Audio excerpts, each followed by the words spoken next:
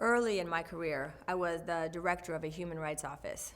I worked for a city government. I was appointed by the mayor, but reported to the city manager. My role was all things advocacy and education within the city, and often the neighboring communities.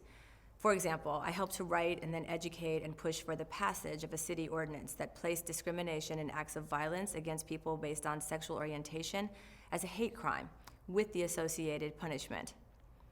About 60% of my time was devoted to mediating complaints of discrimination in housing, employment, and public accommodation. People would file complaints with my office, and then I would do an intake interview. Given the nature of my work, my office was a standalone house without any obvious signage. Inside of the house was my office, but also a cozy little living room type space.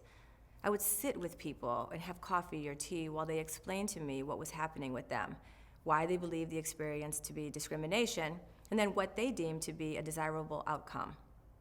As part of my investigation, I had similar conversations with others who would provide first-person testimonials. Of course, I also met with the person who was accused of the discriminatory act. Almost 100% of the time, the issue was something that ended up with me mediating it personally, rather than needing to hand it off to a higher level of authority.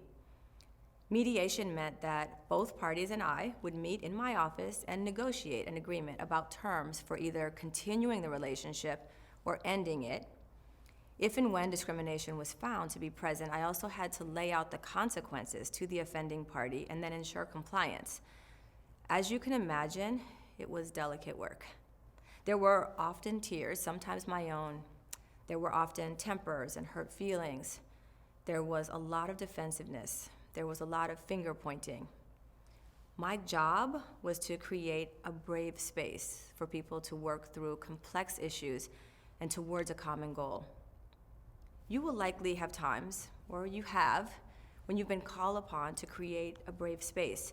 Your brave spaces likely won't require you to play the same sort of role that I did as the director of the Human Rights Office, but more likely yours will be in a setting where employees can communicate and discuss controversial or emotional topics in a safe, authentic, and employer-supported environment.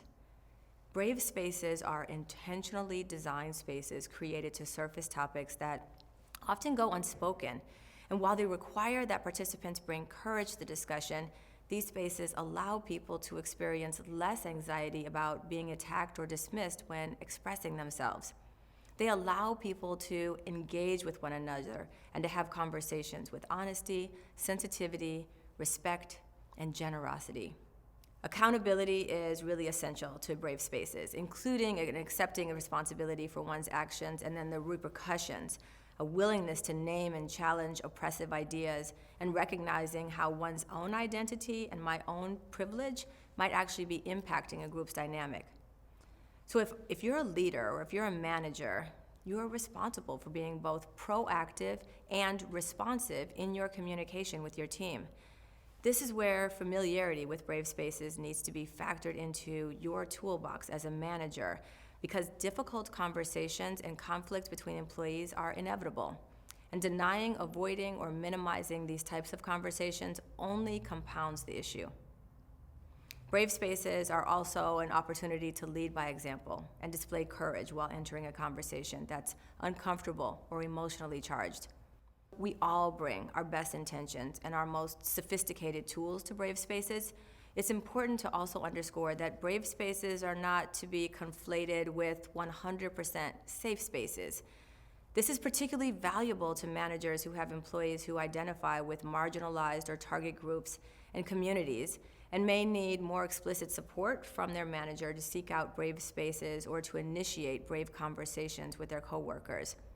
The goal of practice and repetition and engaging with brave spaces is to equip and empower managers with tools and skills that allow you to use challenging conversations as opportunities for growth and development for yourselves and others.